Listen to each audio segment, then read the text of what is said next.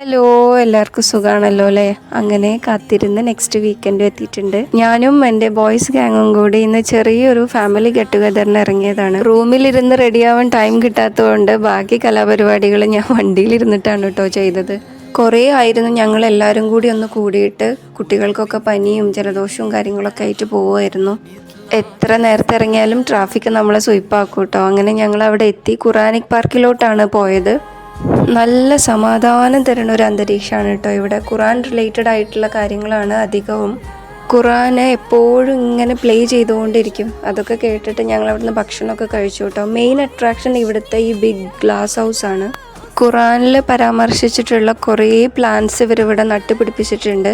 ഞങ്ങൾക്ക് ഇതിനകത്തോട്ട് കയറാനൊന്നും പറ്റില്ല. ഞങ്ങൾ വന്ന ടൈം അങ്ങനെയാണ്. ഇത് ക്ലോസ് ചെയ്തിട്ടുണ്ടായിരുന്നു കേട്ടോ.